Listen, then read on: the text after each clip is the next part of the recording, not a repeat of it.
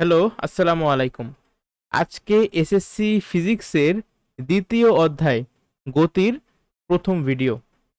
গতি চ্যাপ্টারটা ফিজিক্সের one of the most vital চ্যাপ্টার্সগুলোর মধ্যে একটা। আর আমাদের অনেকেরই একটা সমস্যা ফেস করতে হয়, সেটা হলো আমরা বেসিক বুঝি, সবই ঠিক আছে, কিন্তু অঙ্ক দিলে আমরা অঙ্ক সলভ করতে পারি না। এটা কিন্তু ফিজিক্সের একটা কমন প্রবলেম। এর মেন কারণ হলো তোমরা বেশি বেশি প্র্যাকটিস করো না। আবার অনেকে আছো যারা অঙ্ক শুধুমাত্র দেখা যায়, তারা প্র্যাকটিস করে না, শুধু দেখে। তারা ভাবে যে তারা এক একটা আইনস্টাইন, তারা দেখলেই অঙ্ক পারবে। আরেকটা কারণ হলো তারা অঙ্ক মুখস্থ করে, তারা অঙ্ক টাইপ মুখস্থ করে, ভাবে যে এখান থেকেই পরীক্ষা আসবে, যখনই একটু ঘুরাই আসে তারা আর পারে না। এই সকল সমস্যা যদি সমাধান পেতে চাও, তবে আমি তোমাদেরকে সাজেস্ট করব এই প্লে লিস্টের ধৈরা ধৈরা প্রথম থেকে শেষ পর্যন্ত প্রত্যেকটা ভিডিও ভালোভাবে দেখবা, পাশাপাশি নোট করবা, মেন বই পড়বা, গাইড থেকে এমসিকিউ, শর্ট কোশ্চেন, 1 মার্কের কোশ্চেন সলভ কর, মানে প্র্যাকটিস করবা। আর অবশ্যই সিকিউ সলভ করবা। আমি সিকিউ ক্লাস দেব, তবে শুধু একটা সিকিউ ক্লাস দেখা তুমি যদি আশা করো যে তুমি পরীক্ষায় কোপাই দেবা, এটা মানে একটা বোকামি ছাড়া আর কিছুই না। তাহলে তোমাদের যেটা করতে হবে, আমি যে সিকিউ এমসিকিউ প্র্যাকটিস করাবো, তার উদ্দেশ্য কি? তার উদ্দেশ্য হলো আমি তোমাদেরকে বুঝাবো যে আসলে পরীক্ষার হলে তোমাকে কিভাবে ভাবতে হবে, বা কিভাবে ভাবলে তুমি খুব তাড়াতাড়ি অ্যান্সার করতে পারবা, এই জিনিসটা, আর কিছুই না। ঠিক আছে? তাহলে আশা করি তোমরা শুরু থেকে শেষ পর্যন্ত খুব মনোযোগ সহকারে দেখবা, আর প্লাস নোটও করবো অবশ্যই খাতায়। এই যে গতি চ্যাপ্টারের নাম যেহেতু গতি, আচ্ছা গতির ইংলিশ কি? গতির ইংলিশ হলো মোশন। আমরা ইংলিশ টার্মগুলো জানার চেষ্টা করব। ঠিক আছে, প্রত্যেকটা রাশির ইংলিশ টার্ম আমরা জানবো। আচ্ছা, এই যে একটু আগে আমি আরেকটা কথা বললাম, একটা শব্দ ইউজ করলাম, শব্দটা কি? শব্দটা হইলো রাশি। এই রাশি সম্পর্কে আমরা কিন্তু প্রথম অধ্যায়ে শিক্ষা আসছি, তাই না? আমরা যা কিছু পরিমাপ করতে পারি তাই রাশি। এখন আমার প্রশ্ন হইলো, এই যে গতি একটা আমি লেখলাম, আমি মুখ ফসকাইয়ে বইলে ফেলাইছি গতি একটা রাশি, কিন্তু আসলে গতি একটা রাশি না। গতি কোনো রাশি না। এই মহাজগতে দুই ধরনের জিনিস আছে, কি জানো? দুই ধরনের জিনিস আছে, হয় হবে এই জিনিসটা হলো গুণ, অথবা হবে রাশি। গুণের ইংলিশ কি? গুণের ইংলিশ হলো কোয়ালিটি। আর রাশির ইংলিশ বলতে পারো অনেকেই কোয়ান্টিটি। ঠিক আছে? এখন এই মহাজগতের যে সকল জিনিসকে আমরা পরিমাপ করতে পারি সেগুলো হইল রাশি, আর যেগুলা আমরা পরিমাপ করতে পারি না, অ্যাবস্ট্রাক্ট, তারা হইল গুণ। এই পর্যন্ত ক্লিয়ার কিনা? এখন এই যে গতি, গতি একটা রাশি না। আমার অনেকের মনের মধ্যে প্রশ্ন আসতে পারে যে গতি রাশি না কেন ভাইয়া? তাহলে আমি এই চ্যাপ্টারে যে অঙ্ক টঙ্ক করতে, সেগুলো কি আমি কি গতি মাপতে আসি না?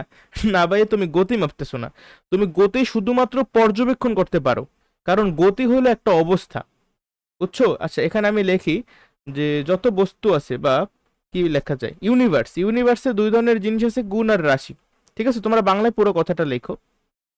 এখন আমি আচ্ছা একটু আগের জন্য কি বলতেছিলাম আমি তোমাদেরকে? হ্যাঁ, একটা বস্তুর দুই ধরনের অবস্থা থাকতে পারে। কত অবস্থা? দুই ধরনের। আমি কিন্তু কঠিন অবস্থা, তরল অবস্থা, বায়বীয় অবস্থা বুঝাইতেছি না। অবস্থা দুই ধরনের, তার গতির উপর ভিত্তি কইরা, মানে বস্তুর আসলে কোন অবস্থায় আছে। কি কি?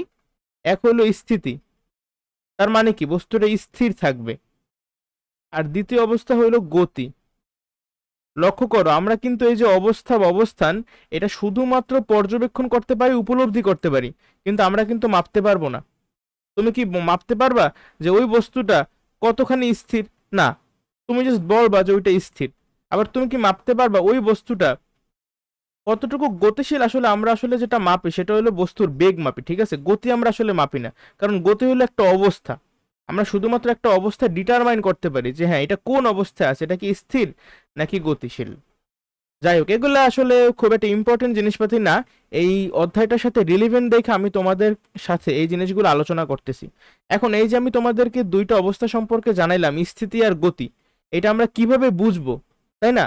এটা বোঝার জন্য আমার একটা জিনিসের সাহায্য নিতে হবে, যার নাম প্রসঙ্গ কাঠামো। তোমরা প্রসঙ্গ কাঠামো বা রেফারেন্স পয়েন্টও বলতে পারো, আবার রেফারেন্স অবজেক্টও বলতে পারো।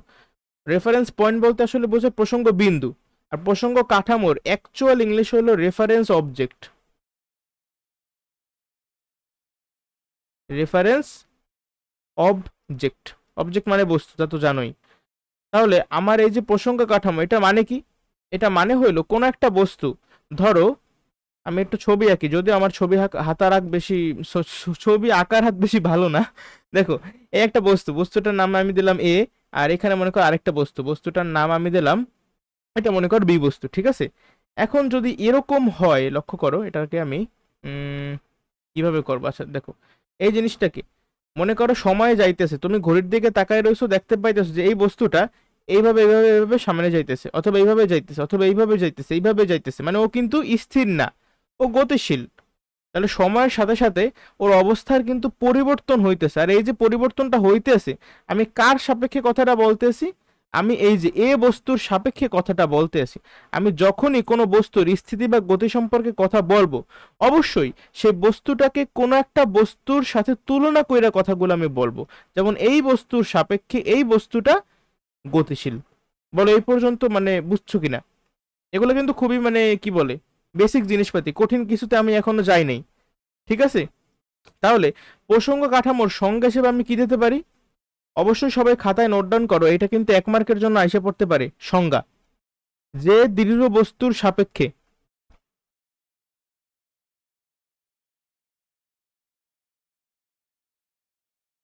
যে দৃঢ় বস্তুর সাপেক্ষে কোনো বস্তুর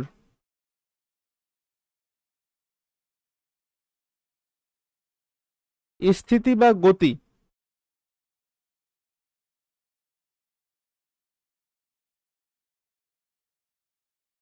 নির্ণয় করা হয়,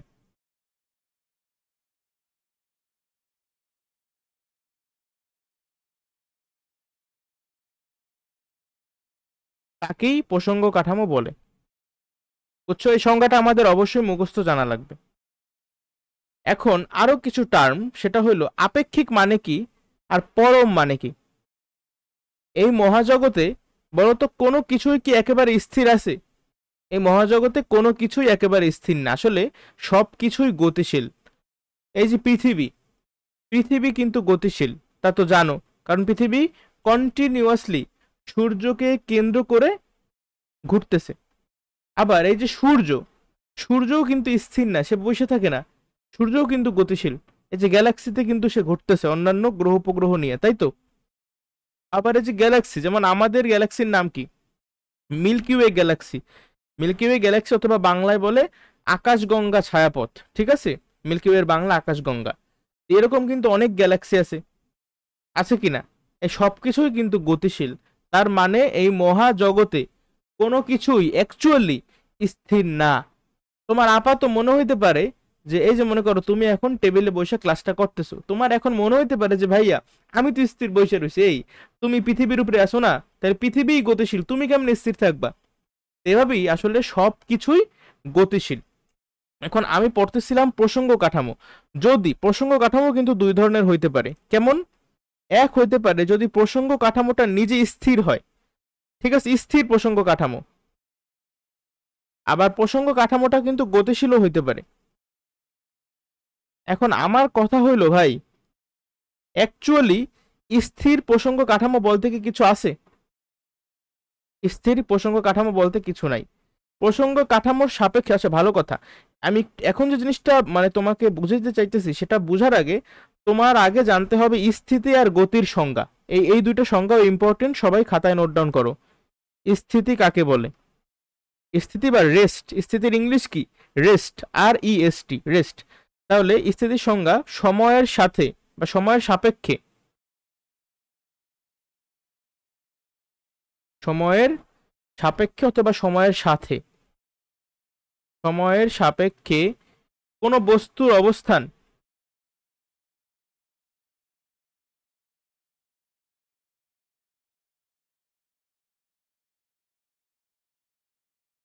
যদি পরিবর্তন না হয়,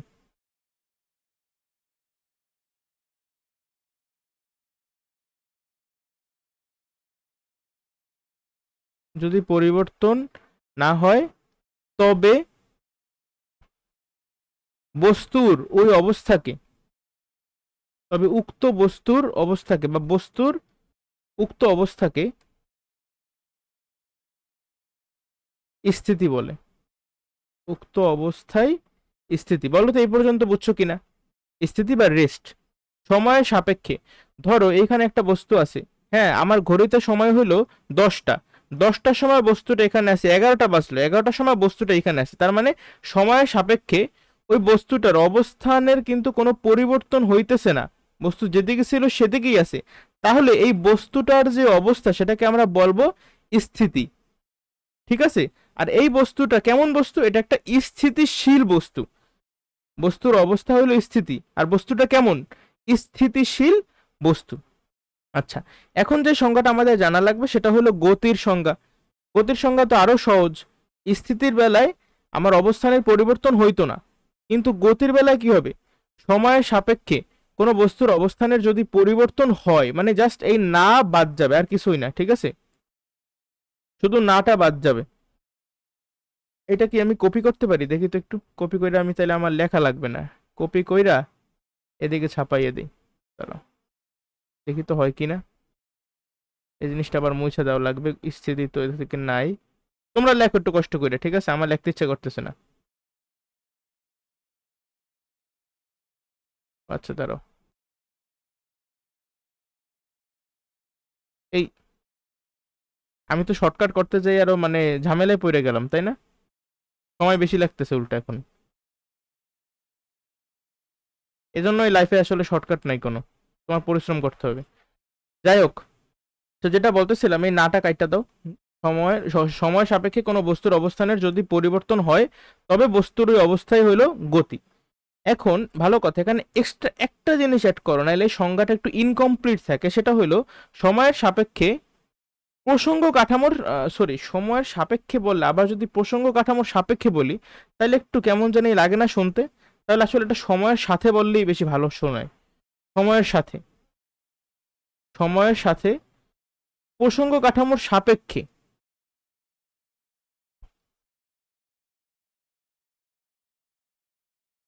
প্রসঙ্গ কাঠামোর সাপেক্ষে। নিচের সংজ্ঞাটাও কিন্তু এরকম যে সময়ের সাথে সাথে বা সময়ের সাথে কোনো একটি প্রসঙ্গ কাঠামোর সাপেক্ষে বা শুধু প্রসঙ্গ কাঠামোর সাপেক্ষে।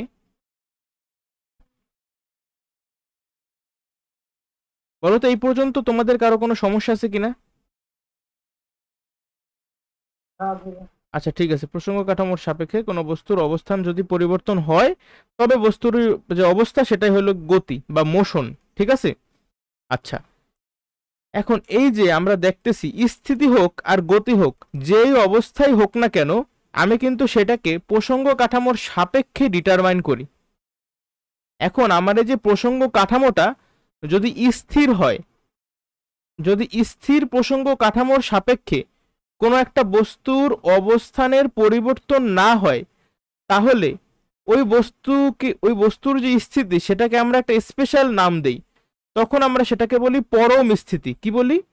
পরম স্থিতি। লিখতে পারো চাইলে, লেখো আসলে, ঠিক আছে? পরম স্থিতি জিনিসটা কি? পরম স্থিতি, পরম স্থিতি যদি হইতে হয় তাহলে আমার এটা একদম স্থির কোনো প্রসঙ্গ কাঠামো হইতে হবে।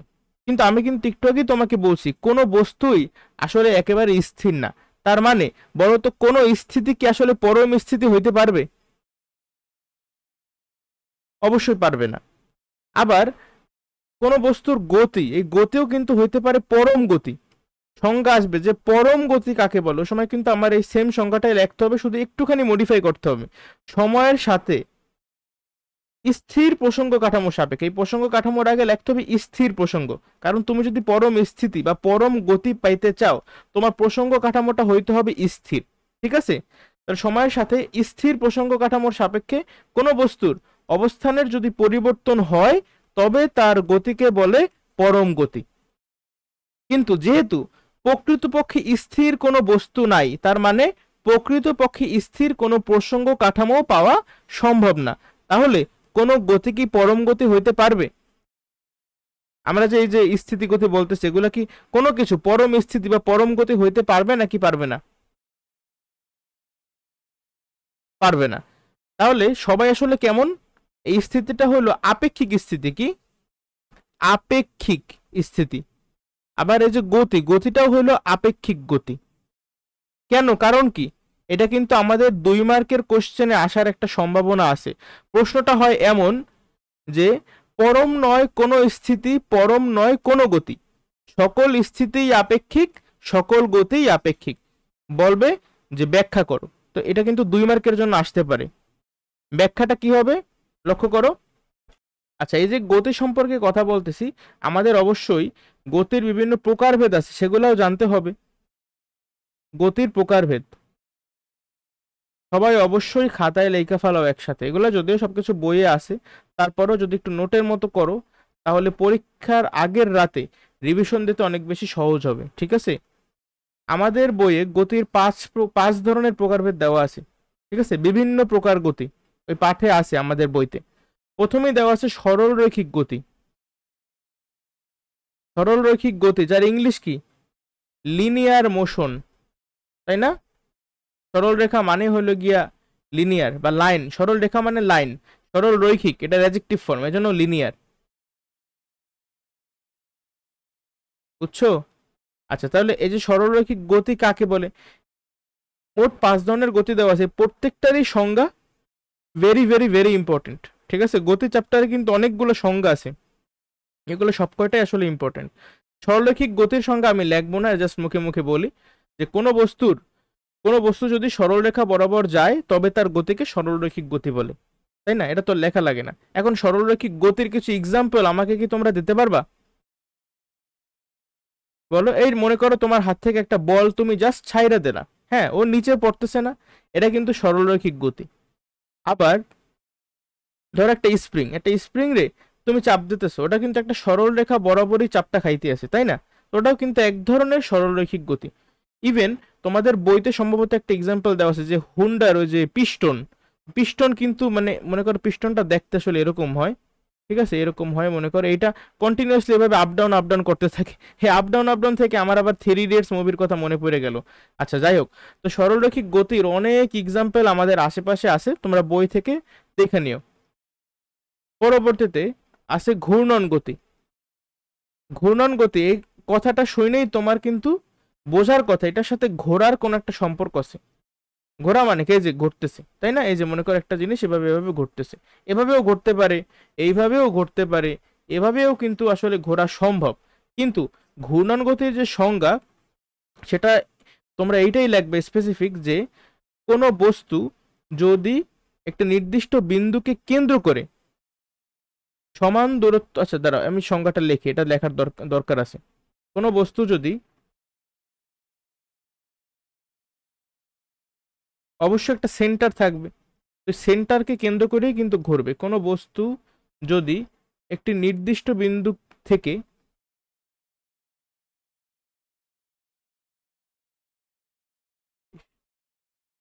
বিন্দু থেকে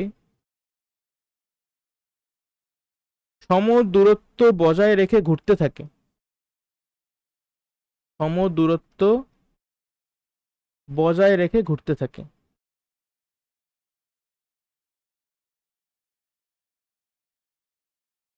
তবে তার গতিকে আমরা কেমন গতি বলবো?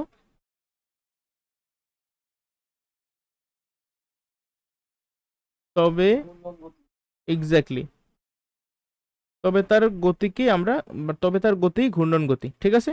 আচ্ছা, ঘূর্ণন গতির ইংলিশটা তো আমি লিখলাম না, ঘূর্ণন গতির ইংলিশ ঘূর্ণন কি, বৃত্তাকারে ঘুরতে থাকে কিন্তু। ঠিক আছে, এটাকে তুমি চাইলে বৃত্তাকার গতি মানে বলতে পারো। ঘূর্ণন গতি কিন্তু আসলে বৃত্তাকার গতি। ঠিক আছে, তো এই ইংলিশ হলো সার্কুলার মোশন। সার্কুলার, সার্কেল থেকে আসছে সার্কুলার, আর গতির ইংলিশ মোশন। শেষ। এই গেল আমার 2 টাইপের গতি। 3 নম্বরে আমি কিন্তু বইয়ের যে সিরিয়াল আছে সেই অনুসারেই পড়ানোর চেষ্টা করতেছি। আচ্ছা, চলন গতি। চলন চলন গতির ইংলিশ কি? সম্ভবত ট্রান্সলেশনাল মোশন, তাই তো? Translational motion. এখন এই চলন গতির যে সংজ্ঞাটা আছে, সংজ্ঞার ক্ষেত্রে আমাদের কিছু স্পেশাল জিনিস একটু মাথায় রাখা লাগবে, কষ্ট করে কিছু শর্ত মাথায় রাখা লাগবে।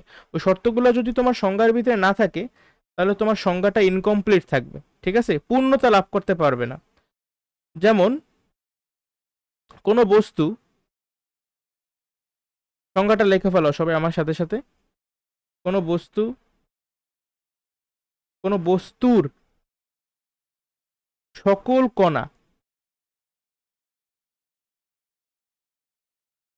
যদি একটি নির্দিষ্ট সময়ে, একটি নির্দিষ্ট দিক থেকে বা একটি নির্দিষ্ট দিকে, কোনো বস্তুর সকল কণা যদি একটি নির্দিষ্ট দিকে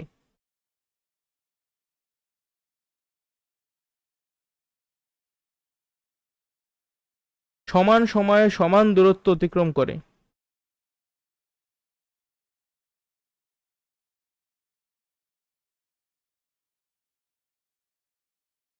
তবে তার গতিকে আমরা কেমন গতি বলবো? চলন গতি। ঠিক আছে, আমি আশা করি যে তোমরা আমার সাথে সাথে লেখতেছো। যদি আমার সাথে না লেখো তাহলে এই যে আমি স্লাইড না বানাইয়া তোমাদের লেখা লেখা ক্লাস নিতেছি, এর কিন্তু কোনো মানে ফায়দা নাই। তাইলে আমি স্লাইডই বানাইতে পারতাম। আমি নিজের সময়গুলো যে এখান আমি ক্লাসের মধ্যে লিখতেছি, ক্লাসটাও কিন্তু দীর্ঘ হইতেছে, কিন্তু তারপরেও আমি এভাবে কেন নিতেছি? যে তোমরা আমার সাথে সাথে লেখো, এছাড়া আমার কিন্তু কোনো উদ্দেশ্য নাই। যাই হোক, তো এই যে চলন গতির যে শর্তগুলো, সেগুলো কি? বস্তুর সকল কণা একটা নির্দিষ্ট দিকে সমান সময় সমান দূরত্ব অতিক্রম করতে হবে। কেমন? লক্ষ্য করো, এই যে একটা বস্তু, এই বস্তুটাকে তুমি ধরলা, এই ধরলা, ঠিক আছে? এটা ধইরা তুমি করলা কি? এইভাবে নিয়ে গেলা বা এইভাবে নিয়ে গেলা, ঠিক আছে? তুমি যদি এইভাবে নাও, মনে করো, দাঁড়াও, এটা মনে করো আমাদের বইয়ে যে এক্সাম্পলটা দেওয়া আছে সেটা হলো কি একটা প্লেনের সম্ভবত, তাই না?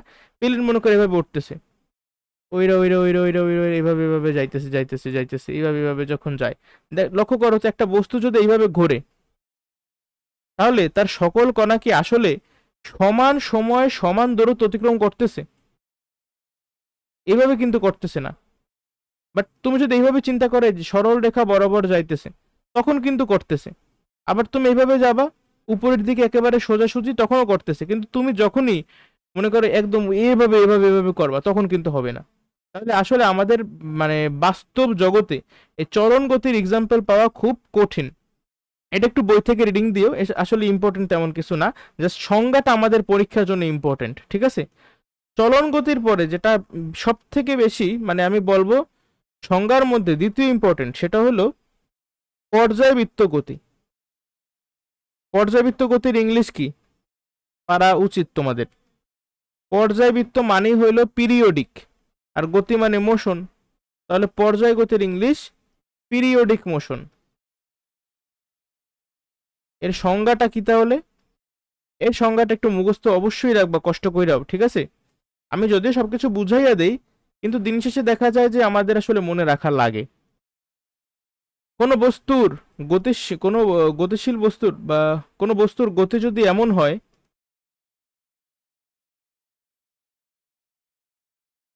কোনো গতিশীল বস্তুর গতি যদি এমন হয় যে তা একটি নির্দিষ্ট বিন্দুকে, পর্যাবৃত্ত গতির সংজ্ঞা অ্যাজ ইট ইজ মুখস্থ করার চেষ্টা করবা, ঠিক আছে? বানাই লেখার থেকে বেটার, কারণ বানাই লেখলে তুমি অনেক ইম্পর্টেন্ট কি পয়েন্ট মিস করতে পারো। এই জন্য আমি বলতেছি, তোমাদের মতো বয়সে আমিও বানাই লেখার চেষ্টা করতাম, তবে এখন যা বুঝি, বইতে যে সংখ্যাটা দেওয়া আছে ওইটা হলো গিয়ে 100% একুরেট। আমরা যতই বানাই, there is a huge chance যে আমাদের সংজ্ঞায় কিছু না কিছু ঘাপলা থাইকা যাবে, ঠিক আছে? এমন হয় যে তা একটি নির্দিষ্ট বিন্দুকে নির্দিষ্ট সময় পর পর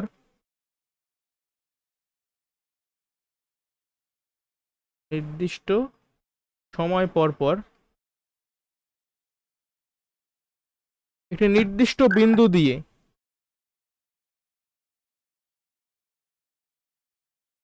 আচ্ছা দাঁড়াও, যেহেতু একটা নির্দিষ্ট বিন্দুকে নির্দিষ্ট সময় পর পর, সরি, একই দিক থেকে, আমি তো এটা নির্দিষ্ট বিন্দু আগেই বলে ফেলেছি, একই দিক থেকে অতিক্রম করবে,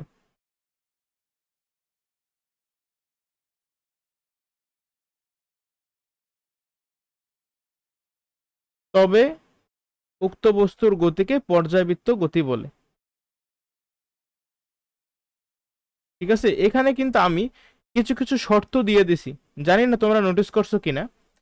গতিটা কেমন হইতে হবে, আমার একটা নির্দিষ্ট বিন্দু থাকবে, সেই নির্দিষ্ট বিন্দুকে আমি একটা নির্দিষ্ট সময় পর পর, হইতে পারে 2 সেকেন্ড পর পর, হইতে পারে 4 সেকেন্ড পর পর অতিক্রম করব। কিভাবে অতিক্রম করব সেটাও কিন্তু বলছি, যে একই দিক থেকে অতিক্রম করতে হবে। ধরো একটা এক্সাম্পল তোমার আমি দেখাই। এই একটা নির্দিষ্ট বিন্দু আছে, ঠিক আছে, এটা মনে করো একটা বস্তু।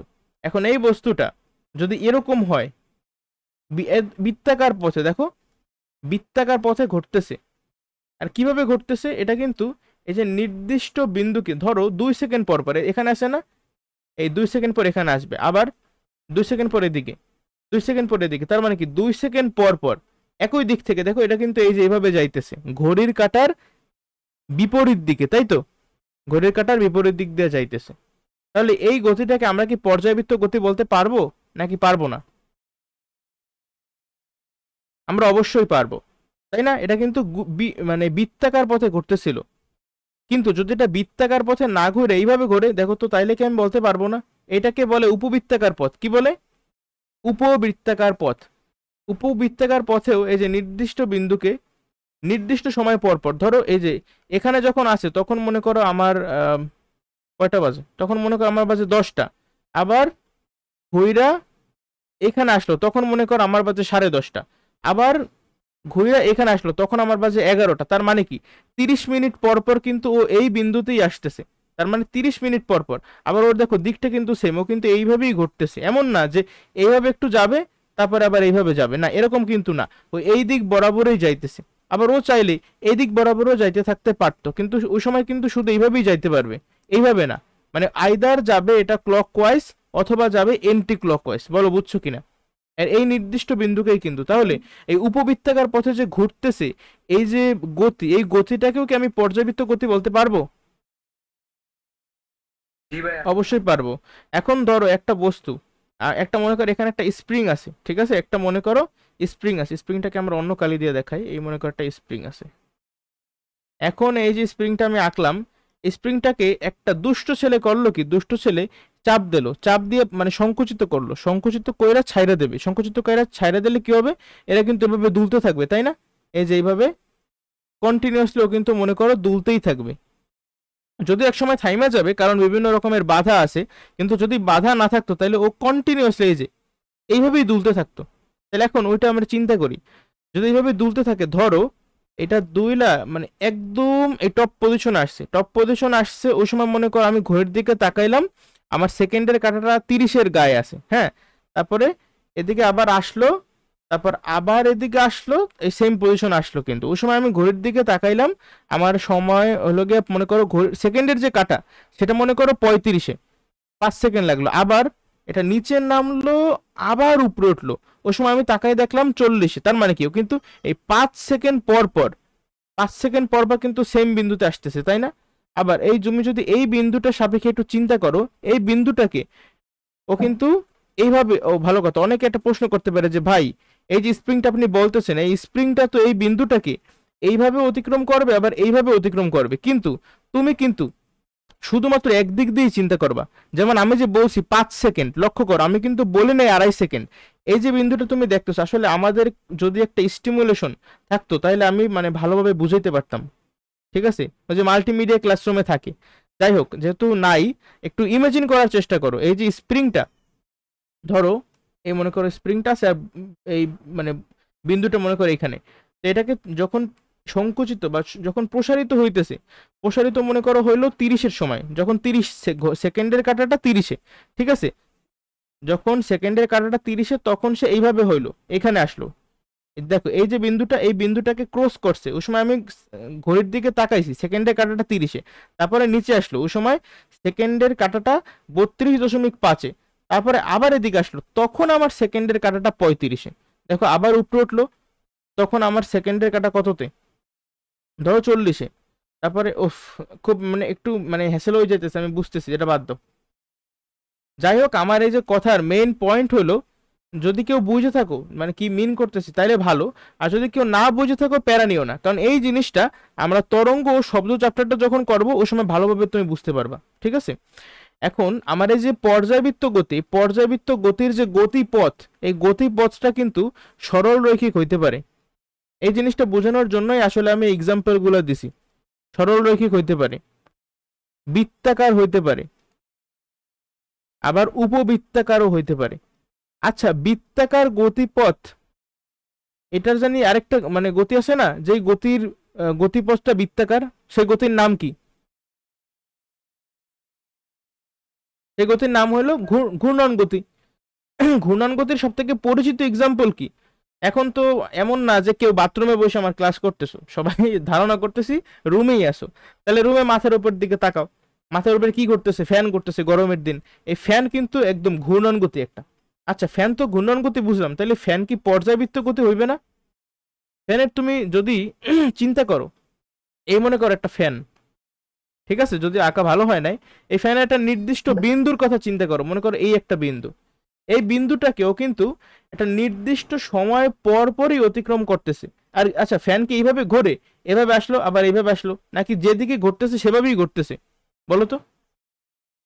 ফ্যান কিন্তু এই, হ্যাঁ, এটা নির্দিষ্ট দিকেই ঘুরতেছে, হয় ঘড়ি কাঁটার দিকে নাহলে ঘড়ি কাঁটার বিপরীত দিকে, যাই হোক। তো এই নির্দিষ্ট দিকে ঘুরতেছে, আবার নির্দিষ্ট সময় পর পর এই নির্দিষ্ট বিন্দুকে একই দিক থেকে যেহেতু অতিক্রম করতেছে, তাইলে এই গতিটাকে আমরা পর্যাবৃত্ত গতিও বলতে পারবো না?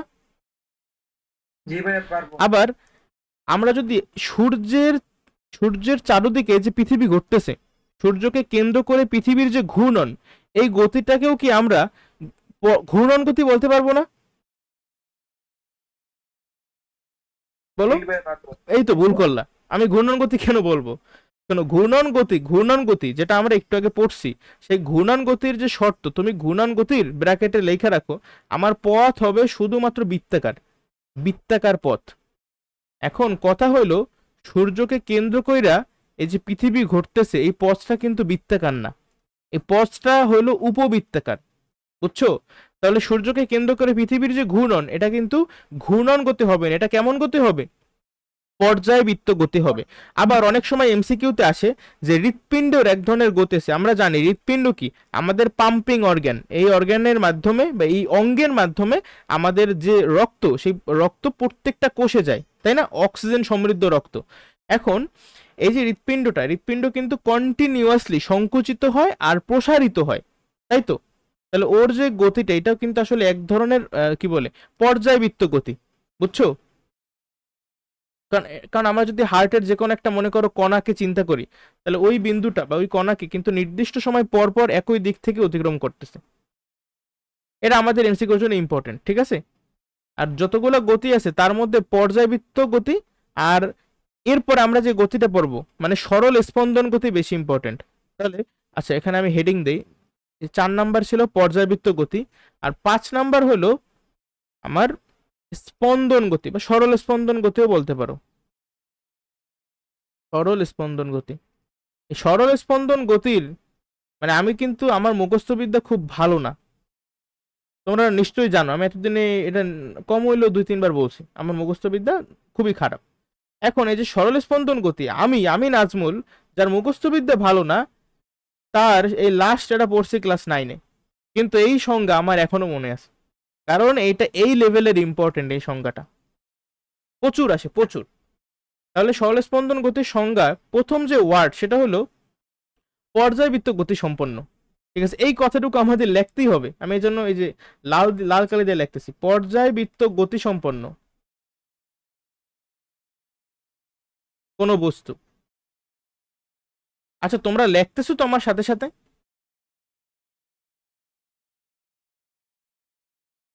কোন বস্তু যদি পর্যায়কালের অর্ধেক সময়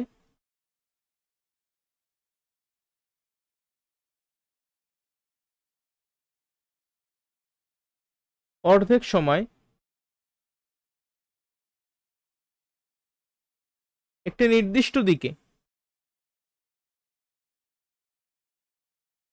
এবং বাকি অর্ধেক সময়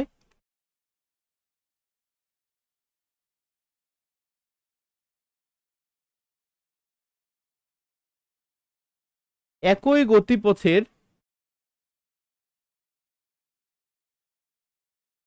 বিপরীত দিকে, একই গতিপথের, এই কি বিপরীত বানান পারি না নাকি, দাঁড়াও বানান তো মেবি হয়েছিল বিপরীত, আচ্ছা বড় রসিকার মেবি, গতিপথের বিপরীত দিকে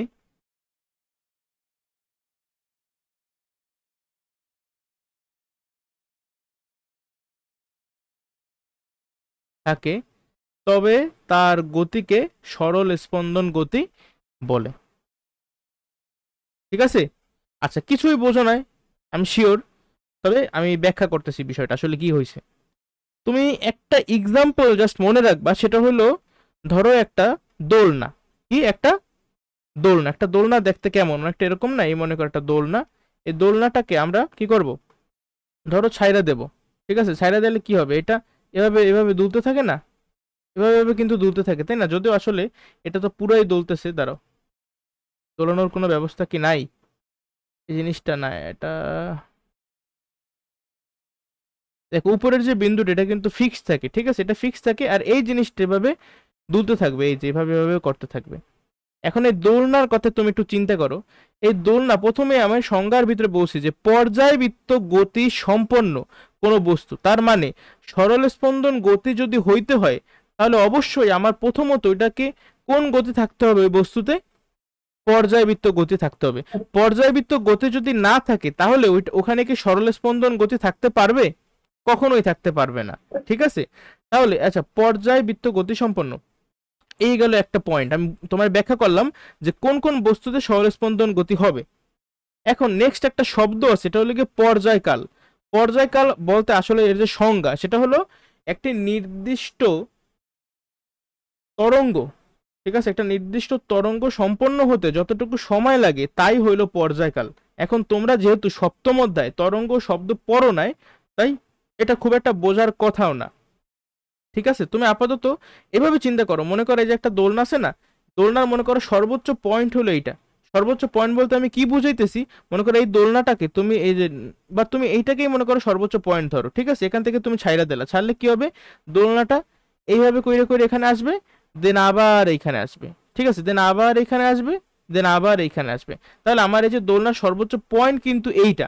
এখন দেখো তো এই সর্বোচ্চ পয়েন্ট থেকে এখানে আসলো, মনে করো 5 সেকেন্ড লাগলো, আবার এইখানে আসলো, লাগলো 10 সেকেন্ড, আরো 5 সেকেন্ড, মানে মোট কত, 10 সেকেন্ড না, এই 10 সেকেন্ড কি আমরা বলবো পর্যায়কাল। ইভেন এই যে গতিপথ, দেখো এই গতিপথটা দেখতেছো, এই হলো কি গতিপথ, আমি একটু ড্র করি, মনে করো এই যে এটা হলো আমাদের গতিপথ। এই গতিপথে ধরো তুমি এই বিন্দু যখন আসছে, এই দোলনাটা দোলতে দোলতে এই বিন্দুতে আসছে, ঠিক আছে, এই বিন্দুতে আসছে, তখন তুমি ঘড়ির দিকে তাকাইলা, ঠিক আছে, স্টপ ওয়াচটা অন করলা, স্টপ ওয়াচ অন কইরা এই দোলনাটা এখানে আবার আসলো, দেন আবার এইখানে আসলো, বলো তো এই সময় কি তুমি স্টপ ওয়াচ অফ করবা, এই সময় কিন্তু তুমি স্টপ ওয়াচ অফ করবা না, কারণ আমার শর্ত হইলো আমার এইভাবে যখন তুমি স্টপ ওয়াচ অন করছিলা বা সময় দেখা শুরু করছিলা তখন কিন্তু দোলনাটা এই দিকে যাইতেছিল, তাহলে তোমার এই দোলনা যেদিকে যাইতেছিল সেখানে আবার ফেরত আসতে হবে, এখানে যাইতেছিল, দেন এখন কিন্তু এইখানে এইভাবে আসতেছে, দেখছো এইভাবে আসতেছে, এইভাবে আসলে কিন্তু হবে না, আমার এইখানে আসতে হবে, দেন আবার এইভাবে ফেরত আসতে হবে। ঠিক আছে, যেই পয়েন্ট থেকে আমি স্টপ ওয়াচ অন করা শুরু করছিলাম সেই পয়েন্টই যখন আবার ফেরত আসবে তাতে আমার মোট যতখানি সময় লাগবে সেটাই হইলো পর্যায়কাল। এই জিনিসগুলো একটু হাতে কলমে যদি দেখাইতে পারতাম ভালো হইতো। তারপরও আরেকবার আমি বলি, একটু মানে কনসেন্ট্রেশন দাও। ঠিক আছে, তোমার মনে করো যখন এই বস্তুটা এইখানে, বস্তু যখন এইখানে তখন তুমি স্টপ ওয়াচের দিকে তাকাইছো, ধরো এই যে দোলনাটা দেখতেছো না, এই যে দোলনা, এই দোলনাটা আস্তে আস্তে আস্তে আস্তে আস্তে আস্তে এই যে এইখানে আসছে, তার মানে দোলনাটা এই বরাবর আছে, এই বরাবর, তখন তুমি স্টপ ওয়াচটা অন করছো, তাহলে দোলনাটা আরেকটুখানি উপরে যাবে, এখানে আইসা দেন আবার কাম ব্যাক করবে, এই যে এই এতটুকুতে মনে করো সময় লাগলো 3 সেকেন্ড, তাহলে তুমি কি বলবা যে এটার পর্যায়কাল 3 সেকেন্ড? তুমি যখন স্টপ ওয়াচ অন করছো তখন এটা এই দিক বরাবর যেতেছিল, আর এখন তো এটা মাত্র এই দিক বরাবর আসতেছে, এখনো কিন্তু আমার একটা সম্পূর্ণ তরঙ্গ হয় নাই, তাহলে কখন হবে, এই জিনিসটা আবার এভাবে ঘুরতে ঘুরতে ঘুরতে ঘুরতে এখানে আসবে, দেন আবার এখানে যাইতে যাইতে যাইতে যাইতে এই যে প্রাইমারি যে পয়েন্টটা নিয়ে আমি কাজ করতেছি সেখানে আসবে, তখন একটা সম্পূর্ণ পর্যায় বা তরঙ্গ সম্পন্ন হবে। এতে মোট যতখানি সময় লাগবে সেটাই এক পর্যায়কাল। আচ্ছা, এখন আমাকে কোশ্চেন করো যে এখানে তোমাদের কোনো কিছু বুঝতে সমস্যা আছে কিনা। এই যে পর্যায়কাল আমি তোমারে বুঝাইলাম, সমস্যা থাকলে আমি আবার বলবো, সমস্যা যদি থাকে আমি আবার বলবো, ঠিক আছে, ভয় নাই কোনো। বলো বুঝছো কিনা। আচ্ছা ঠিক আছে, তাহলে আমরা পর্যাবৃত্ত গতিসম্পন্ন একটা বস্তু হইতে হবে, আর তার পর্যায়কালের অর্ধেক সময় একটা নির্দিষ্ট দিকে। ধরো এই দোলনাটা আমি ছাইড়া দিলাম, হুই ওই এই এখানে গেল 3 সেকেন্ড লাগলো, আবার এখানে আসলো 3 সেকেন্ড লাগলো, তাইলে এই যে দোলনাটা লক্ষ্য করো, এখান থেকে এখানে আসলো 3 সেকেন্ড লাগলো, আবার এইখান থেকে এখানে আসলো 3 সেকেন্ড লাগলো, এই দোলনার তাহলে পর্যায়কাল কি 3 সেকেন্ড?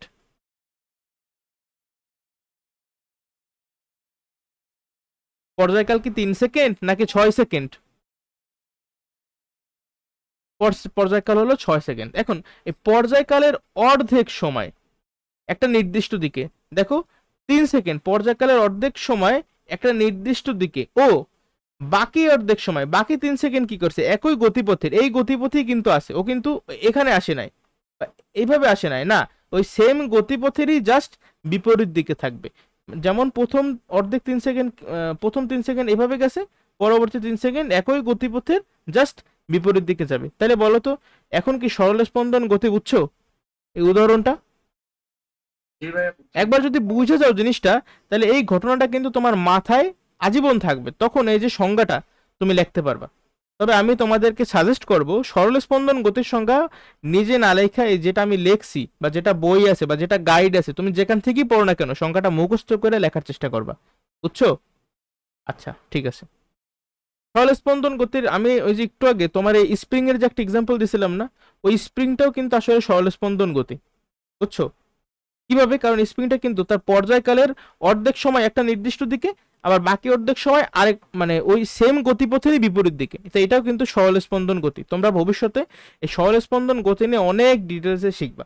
কিন্তু আমি যদি তোমাকে প্রশ্ন করি, এখন বলো এই যে পৃথিবী সূর্যকে কেন্দ্র করে ঘুরতেছে, এটা তো পর্যায়বৃত্ত গতি, আমি একটু আগে তোমারে বলছি, কিন্তু এইটা কি একই সাথে সরল স্পন্দন গতিও হবে? বলো, এটা কি তার পর্যায়কালের অর্ধেক সময় একটা নির্দিষ্ট দিকে আর বাকি অর্ধেক সময় বিপরীত দিকে থাকে, নাকি একই দিকে থেকে সে ঘুরতে আসে? এর মধ্যে উত্তর, এটা কিন্তু একই দিক বরাবর ঘুরতে থাকে। ও কিন্তু এমন না, এই দেখো পৃথিবী কিন্তু এমন না, মনে করো এইটা হলো গিয়ে সূর্য, হ্যাঁ, আর এইটা হলো গিয়ে পৃথিবী। পৃথিবী কিন্তু এমন না যে আচ্ছা আমার এখন ইচ্ছা করতেছে আমি এই বছরটা এইভাবে ঘুরবো আর পরের বছর আবার এইভাবে ঘুরবো, এরকম কি করে পৃথিবী, নাকি অলওয়েজ এইভাবে ঘুরতে থাকে? অলওয়েজ ও কিন্তু অলওয়েজ একই দিকে ঘুরতে থাকে। তাইলে পৃথিবীর এই যে গতি, এটা কিন্তু পর্যাবৃত্ত গতি, কিন্তু ও কিন্তু সরল স্পন্দন গতি না। এই জিনিসটা একটু বোঝার চেষ্টা করবা। আর একটা কথা তুমি লেখা রাখো, এটা ইম্পর্টেন্ট। আমরা ছোটবেলায় যারা মুসলিম তারা একটা কথার সাথে পরিচিত, ধর্ম বইয়ে লেখছে যে সকল রসুল নবী, কিন্তু সকল নবী রসুল নন। তা এরকমই এই পর্যাবৃত্ত গতি আর সরল স্পন্দন গতির মধ্যে একটা সম্পর্ক তুমি লিখতে পারো। দেখো, যাহাই যাহাই সরল স্পন্দন গতি, তাহাই কি পর্যাবৃত্ত গতি হইতে হবে না? তাহলে আমি কিন্তু লিখতে পারি যে সকল, এই যে সরল স্পন্দন গতি, যার ইংলিশ হইল গিয়া সরল মানে কি সিম্পল, স্পন্দন মানে হলো গিয়া হারমোনি, তো হারমোনি থেকে এর অ্যাডজেক্টিভ ফর্ম হলো হারমোনিক, আর গতি মানে মোশন, তো SHM, ঠিক আছে, সিম্পল হারমোনিক মোশন। তো আমি সংক্ষেপ লিখি যে সকল সরল স্পন্দন গতি সরল স্পন্দন গতি পর্যাবৃত্ত গতি বা পিরিয়ডিক পিরিয়ডিক মোশন, কিন্তু সকল পিরিয়ডিক মোশন সরল স্পন্দন গতি না।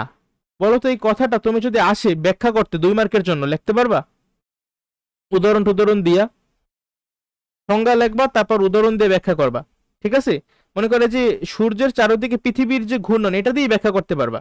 যেমন এটা কিন্তু একটা পর্যাবৃত্ত গতি, কিন্তু এটা সরল স্পন্দন গতি না, অর্থাৎ সকল পর্যাবৃত্ত গতি সরল স্পন্দন গতি না। কিন্তু সরল স্পন্দন গতির আবার একটা এক্সাম্পল দেবা, যেমন এই যে দোলনার গতিটা অথবা স্প্রিং এর গতিটা, যেগুলো কিন্তু আমার সরল স্পন্দন গতি, আর এগুলা সরল স্পন্দন গতি হওয়ার পাশাপাশি পর্যাবৃত্ত গতিও, এগুলো ব্যাখ্যা করতে পারবা না? জি ভাইয়া পারবো। এই চ্যাপ্টারের এখন পর্যন্ত আমরা বেসিক, একেবারে বেসিক কিছু শুরুই করি নাই বলতে পারো, ঠিক আছে? যেগুলো করছে এগুলো লাগে রিডিং টাইপের পড়া, যে বিভিন্ন ধরনের গতি, গতির উদাহরণ, গতির সংজ্ঞা, গতি কাকে বলে, স্থিতি কাকে বলে, আবার প্রসঙ্গ কাঠামো কাকে বলে, স্থির গতি পরম স্থিতি কাকে বলে, পরম গতি কাকে বলে, আপেক্ষিক স্থিতি কাকে বলে, আপেক্ষিক গতি কাকে বলে, এগুলো সব কিন্তু গেল। কিন্তু একেবারে শুরুতে আমি কি বলছিলাম, রাশি সম্পর্কে একটা কথা বলছিলাম না? রাশি কি? আমরা যা কিছু পরিমাপ করতে পারি তাই রাশি। এই গতি কিন্তু রাশি না। কিন্তু বেগ নামে একটা টার্ম আছে, এটা আমরা সামনের ক্লাসে শিখবো। এই বেগ কিন্তু আবার এক ধরনের রাশি। আজকের ক্লাসে আমরা এখন একটু দূরত্ব সম্পর্কে জানতে চাই। আমরা সবাই এই শব্দটার সাথে অনেক আগে থেকেই পরিচিত, তাই না? দূরত্ব এর ইংলিশ কি? এর ইংলিশ হলো ডিস্টেন্স। এখন দূরত্ব আসলে আমরা কিন্তু পরিমাপ করতে পারি, তাই না? আমি কি পরিমাপ করতে পারি না? তুমি মনে করো এদিকে, তোমার বন্ধু এদিকে, তাহলে ফিতার মাধ্যমে মাইপা তুমি কিন্তু এই মাঝখানে কতটুকু দূরত্ব আছে সেটা বের করতে পারো। আবার তুমি মনে করো এদিকে, ঠিক আছে, তোমার সাথে একজন ছিল তোমার বন্ধু, সে কি করলো, সে হাইটা হাইটা মনে করো রাস্তাটা এরকম, এই হলো গিয়ে রাস্তা, ওরে বাবা কি চিত্র। এখন সে ওই বন্ধু করলো কি হাইটা হাইটা এভাবে এভাবে গেল, এখানে এখানে এসে এখানে আসলো।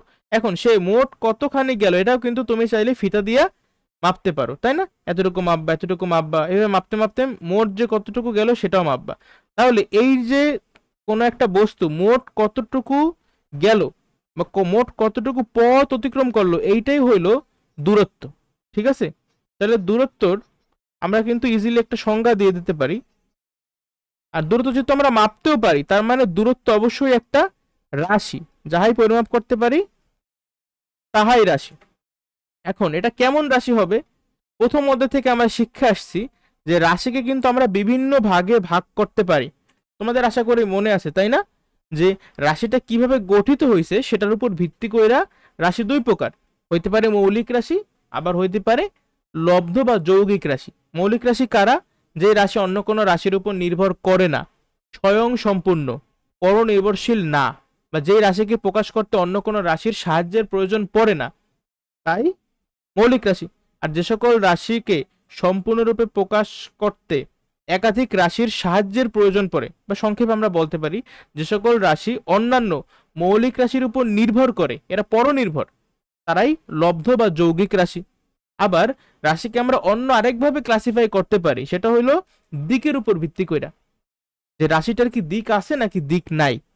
যেহেতু রাশি, তার মানে আমরা এরকে কিন্তু পরিমাপ করতে পারতেছি।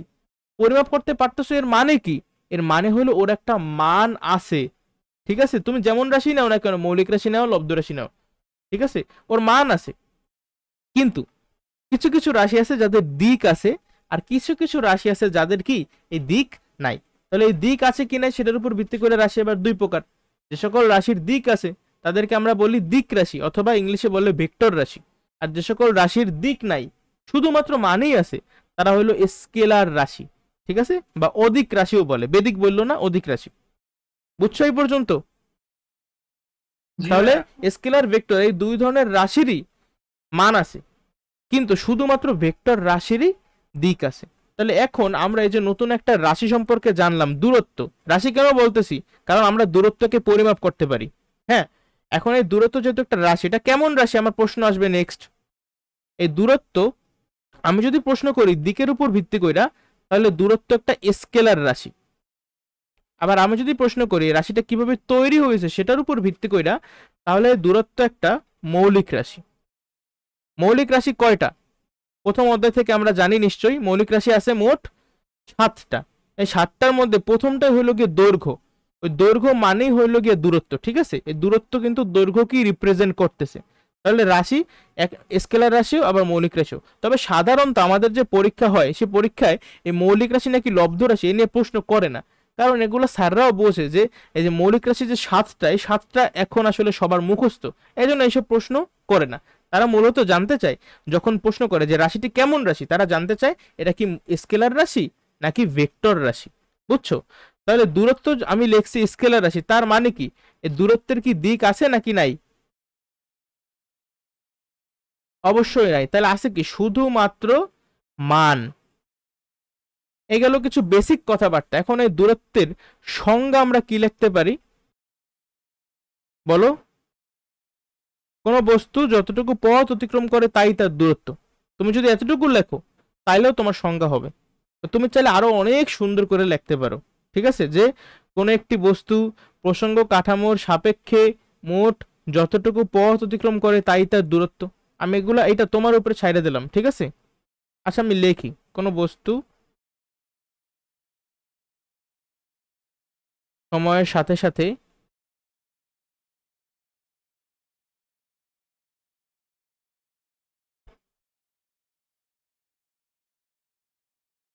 সময়ের সাথে সাথে প্রসঙ্গ কাঠামোর সাপেক্ষে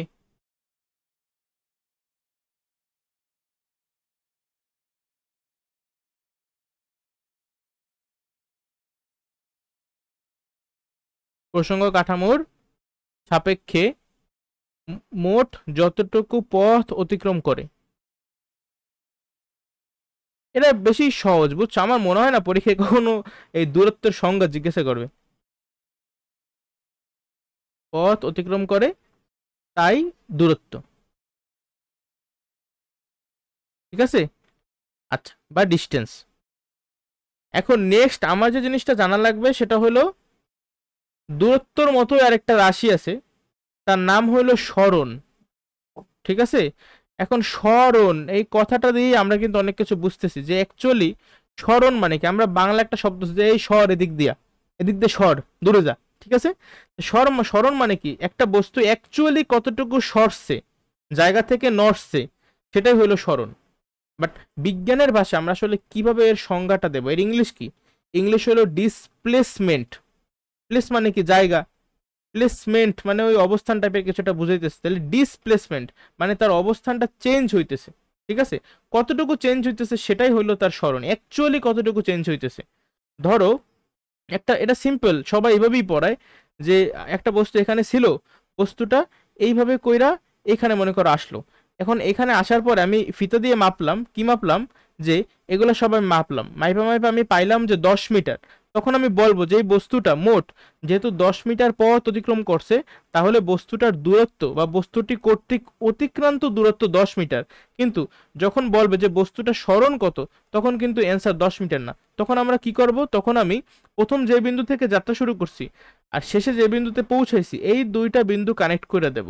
এই দুইটা বিন্দু কানেক্ট করে দেওয়ার পর আমি একটা সরল রৈখিক, দেখো একটা সরল রেখা পাইছি না, এই সরল রেখার মাপ আমি নেব যে এইটা অ্যাকচুয়ালি কত। ধরো এইটাকে আমরা ফিতা দ্বারা মাপলাম, আমি পাইলাম 7 মিটার, কত, 7 মিটার।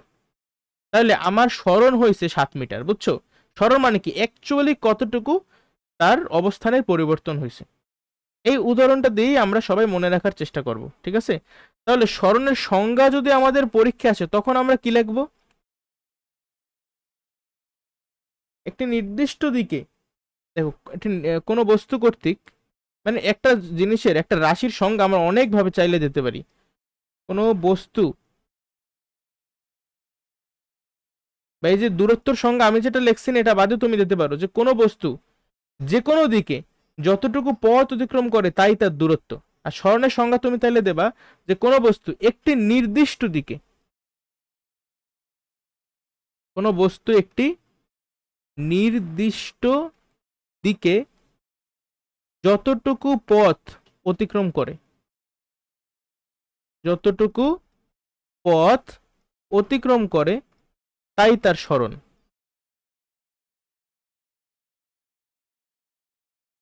তাই উক্ত বস্তুটির সরণ, বুঝছো।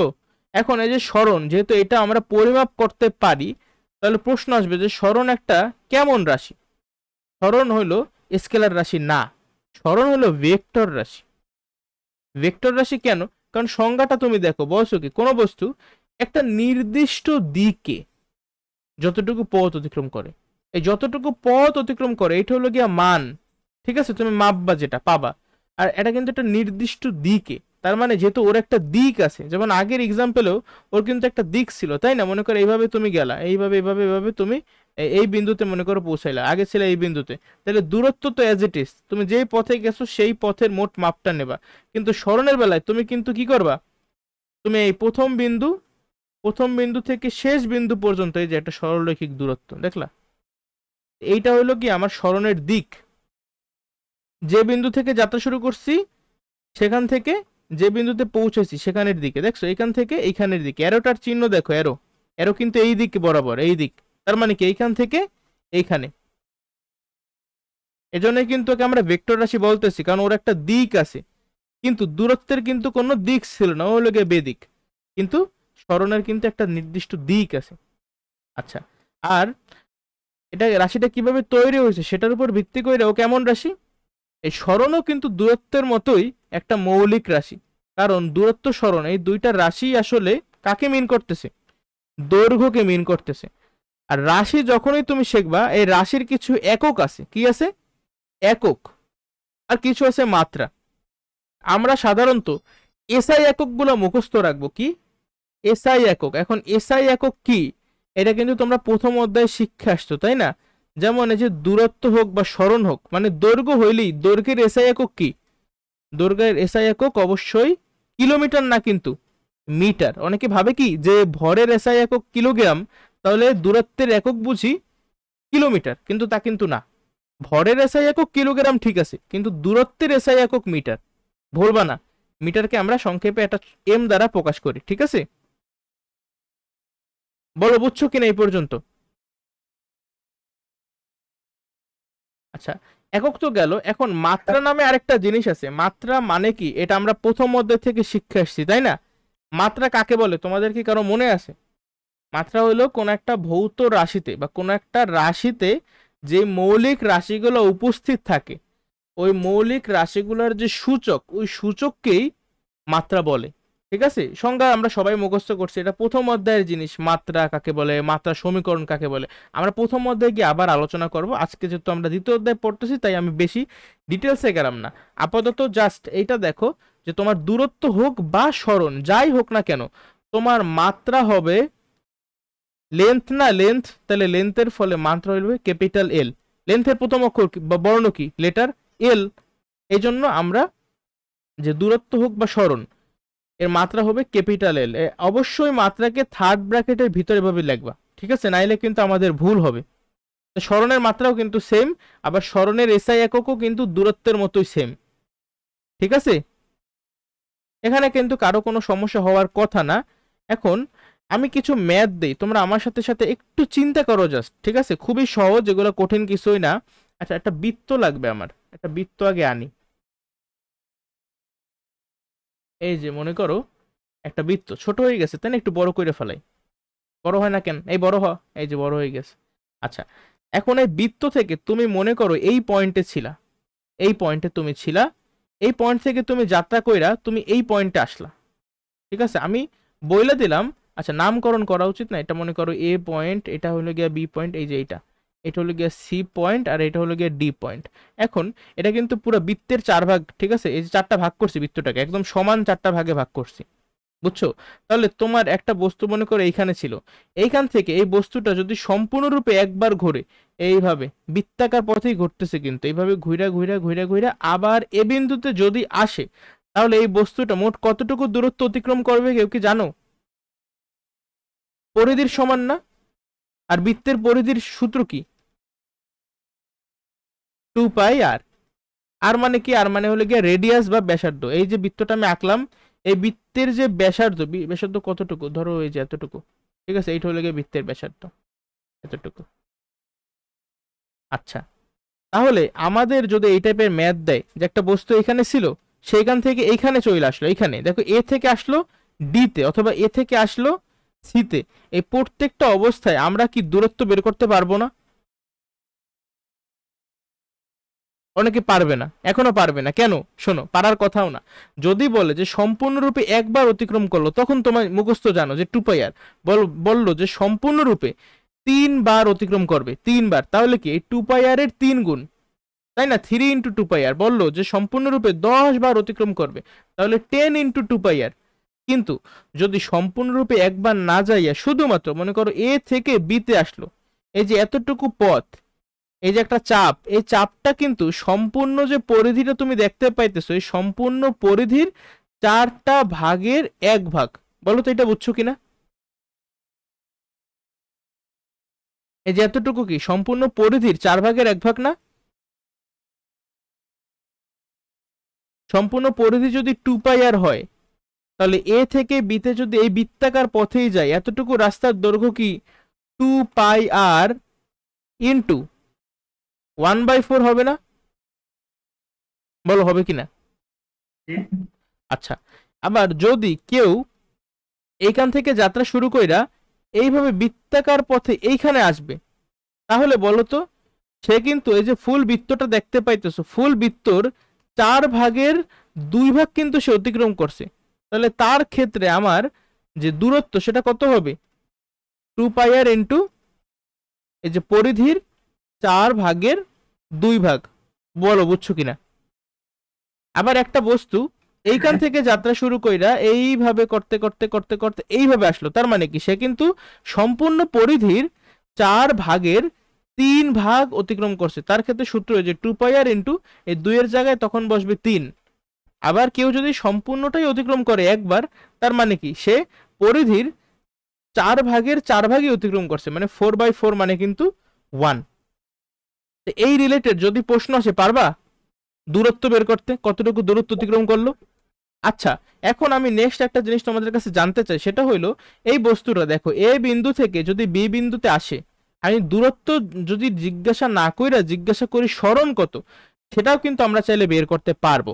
কিভাবে অনেকে প্রশ্ন করতে পারে, লক্ষ্য করো এইটা এ বিন্দু, এটা বি বিন্দু, তুমি এই এতটুকু না তোমার সরণ, সরণ তো এই যে এইখান থেকে এই পর্যন্ত, তাই না? আর সরণের দিক কোন দিকে? সরণের দিক হলো এই এ থেকে বি এর দিকে। এখন এতটুকু তুমি কিভাবে বের করবা? তুমি অবশ্যই এই বৃত্তের যে ব্যাসার্ধ আছে বা ব্যাস আছে সেটা তোমাদের কাছে দেওয়া থাকবে, বুঝছো? সেটা যদি দেওয়া থাকে, লক্ষ্য করো এরকম একটা চিত্র কি তুমি আঁকতে পারবা? বলো আঁকতে পারবা কিনা? আমি কিছুই করি নাই ভাই, আমি কি করছি, আমার যে সরণটা হয়েছে এই বরাবর না, আমি এইটাকে চেষ্টা করছি একটা ত্রিভুজ আঁকা যায় কিনা। আমি ত্রিভুজটা কিভাবে আঁকলাম, এটা মনে করো বৃত্তের কেন্দ্র, তাহলে বৃত্তের কেন্দ্র থেকে আমি এই বিন্দু পর্যন্ত একটা ব্যাসার্ধ নিলাম, আবার এই বিন্দু পর্যন্ত বৃত্তের কেন্দ্র থেকে আরেকটা ব্যাসার্ধ নিলাম। তাহলে এখানে আমার যে একটা ত্রিভুজ তৈরি হইলো, এটা কেমন ত্রিভুজ কেউ কি বলতে পারো? এটা কিন্তু অবশ্যই সমকোণী ত্রিভুজ। কেন? কারণ আমাদের যে পরিধিটা, এটা মানে এই যে এবি, এটা কিন্তু বৃত্তের পরিধির 4/1 ভাগ। আর আমরা জানি বৃত্তের কেন্দ্রে মোট 360 ডিগ্রি কোণ উৎপন্ন হয়। 360 ডিগ্রির 4/1 ভাগ হলো 90 ডিগ্রি। এই জন্য আমি এখানে বলতে পারছি যে এটা একটা সমকোণী ত্রিভুজ। আচ্ছা, এটা যদি সমকোণী ত্রিভুজ হয়, তাহলে দেখো এই যে আমি আঁকছি এই এতটুকু, এটা কি এই বৃত্তের ব্যাসার্ধ না? আবার এই যে এতটুকু আঁকছে এটাও কি এই সেম বৃত্তের ব্যাসার্ধ না? তাহলে তুমি যেহেতু ব্যাসার্ধের মানটা জানো, দেখো এইটাও ব্যাসার্ধ, এইটাও ব্যাসার্ধ, তাহলে পিথাগোরাসের উপপাদ্যের মাধ্যমে তুমি অপর যে বাহুটা আছে, মানে এই ত্রিভুজের যে অতিভুজটা আছে, সেটার মান বের করতে পারবা না? এই মান কিন্তু আমরা বের করে ফেলাইছি। আজকে আমি ম্যাথমেটিক্যাল প্রবলেম সলভ করাবো না, আগামী দিন করাবো। দ্যুতি আর বেগ নামে দুইটা রাশি আছে, সেটা বিস্তারিত আলোচনা করার পরে আমরা ম্যাথমেটিক্যাল প্র্যাকটিসে যাব। আজকে আমি শুধুমাত্র ধারণা দিতেছি, যারা এই ধারণাগুলো ভালোভাবে বুঝতে পারবা, আগামীকালকে আমি যখনই অঙ্ক দেব তোমরা খুব তাড়াতাড়ি এবং নির্ভুলভাবে সলভ করতে পারবা। এই জন্য একটু মনোযোগ দাও। আবার কেউ যদি দেখো এ থেকে মনে করো সি বিন্দুতে গেল, এ থেকে যদি সি বিন্দুতে যায়, দূরত্ব কতটুকু? দূরত্ব কিন্তু এই যে মোট হলো গিয়ে 2πr, 2πr এর 4/2 ভাগ। ঠিক আছে, এটা কিন্তু আমরা বের করতে পারছি, একটু আগেও শিখাইছি। কিন্তু সরণ কতটুকু? দেখো সরণ কি এইখান থেকে এই পর্যন্ত না? এতটুকু কি বৃত্তের ব্যাসের সমান না? বলো তো, এটা কিন্তু বৃত্তের ব্যাসের সমান। আবার এ বিন্দু থেকে এই আসলো, এই আসলো, আবার এইখানে আসলো, এই অবস্থায় দূরত্ব কতটুকু? দূরত্ব কিন্তু 2πr ইন্টু 3/4। কিন্তু সরণ কতটুকু? সরণ হইলো জাস্ট এতটুকু, কারণ তোমার এটা আদিবিন্দু, এটা শেষ বিন্দুতে, আদিবিন্দু ও শেষ বিন্দুর মধ্যবর্তী তুমি যদি সংক্ষিপ্ত দূরত্বর কথা চিন্তা করো, সেটাই কিন্তু সরণ। আমি সরণের সংজ্ঞায় এটা তুমি অ্যাড করতে পারো খাতায়, যে আদিবিন্দু ও শেষ বিন্দুর মধ্যবর্তী সংক্ষিপ্ত দূরত্ব, এতটুকু লিখবা। আর ব্র্যাকেটে লিখে দেবা সরল রৈখিক দূরত্ব। কারণ আমরা জানি দুইটা বিন্দু, মনে করো এই একটা বিন্দু, এই একটা বিন্দু, এই দুইটা বিন্দুর মধ্যে অনেক রকমের দূরত্ব হতে পারে। এই একটা দূরত্ব, এইভাবে তুমি আঁকতে পারো, এইভাবেও তুমি আঁকতে পারো, তুমি যেমনে খুশি তেমনি আঁকতে পারো। কিন্তু সব থেকে সংক্ষিপ্ত রাস্তা কোনটা হবে জানো? সব থেকে সংক্ষিপ্ত দূরত্ব হবে তুমি যদি এই দুইটা বিন্দুর মধ্যে একটা সরলরেখা আঁকো, এটা হবে সব থেকে সংক্ষিপ্ত দূরত্ব। সম্ভবত এরকম একটা উপপাদ্য না জানি সম্পাদ্য তোমাদের ক্লাস 8-এ ছিল, না জানি ক্লাস 9-10-এ আছে, আমার সঠিকভাবে খেয়াল নাই। যাই হোক, তাহলে তুমি এই যে এ থেকে ঘুরা বৃত্তাকার পথে ঘুরা ঘুরা ডিতে আসলা, তোমার দূরত্ব কতখানি হইলো? দূরত্ব তো আমি তোমার বললাম যেখানে 2 এর জায়গায় হবে জাস্ট 3, আর সরণ হবে কতটুকু? সরণ কিন্তু এই যে √r² প্লাস r²ই হবে। এই যে এ বির যতটুকু সরণ এইখানেও কিন্তু ততটুকুই সরণ, বুঝছো নাকি প্রশ্ন আছে? অনেকে মনে করতে পারে যে কেন সমান সরণ হবে। আরে ভাই লক্ষ্য করো, আমরা জানি একটা নির্দিষ্ট বৃত্তের ব্যাসার্ধর মানও কিন্তু নির্দিষ্ট, তাই না? তাহলে এই বৃত্তের দেখো তো, এই যে ব্যাসার্ধ, আবার এই ব্যাসার্ধ, আবার এটাও কিন্তু ব্যাসার্ধই ছিল। দেখো এই সূত্রটা একটু তাকাও, √r² প্লাস r², তাহলে এই এখানেও কি সূত্রটা হবে না? দেখো এটার ভ্যালু কিন্তু আর এটার ভ্যালু আর, তাহলে আমার সূত্র হবে কি √r² প্লাস r²। বলো বুঝছো কিনা? আচ্ছা, এই টাইপের ম্যাথ কিন্তু আমি অবশ্যই তোমারে দেব। এছাড়াও একটা টাইপের ম্যাথ আছে, সেটা হলো তোমাকে বলবে যে তুমি পূর্ব দিকে এত মিটার গেলা, পশ্চিম দিকে এত মিটার গেলা, উত্তর দিকে এত গেলা, দক্ষিণ দিকে এত গেলা। অথবা আরেকটু চালাকিও চাইলে করতে পারে, তবে তোমাদের লেভেল আসলে স্যারদের এটা করা উচিত না, যে পূর্ব দিকের সাথে 20 ডিগ্রি কোণ করে তুমি ওই দিকে এতখানি গেলা, ঠিক আছে? আচ্ছা যাই হোক, যেমন অঙ্কই দেখ না কেন, তোমার প্রথমে যে জিনিসটা শিখতে হবে সেটা হলো ম্যাপ ড্র করা।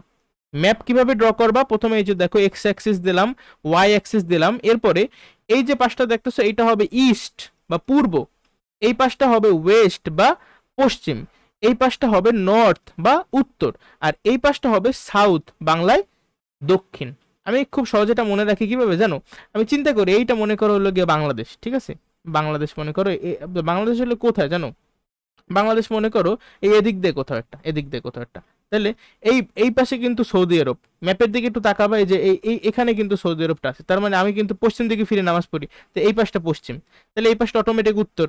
আবার এটা উত্তর, এটা মানে সরি এটা পূর্ব, আর উপরে থাকবে উত্তর, এখানে থাকবে দক্ষিণ।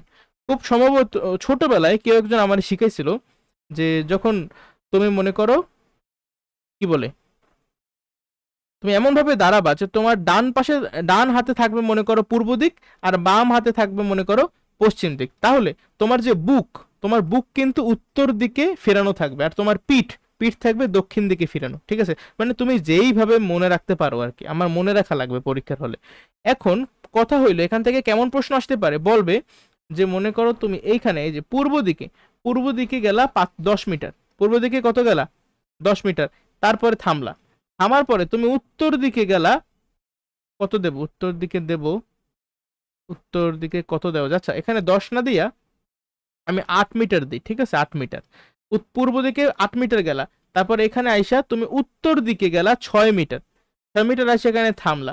তাহলে যদি প্রশ্ন করে যে ভাই এই লোকটা কতটুকু পথ অতিক্রম করলো, বা এভাবে তো আসলে প্রশ্ন করবে না, বলবে যে এই লোকটির অতিক্রান্ত দূরত্ব কত, দূরত্বর মান কত বলো তো? 8 আর 6 যোগ করে দাও, 14 মিটার।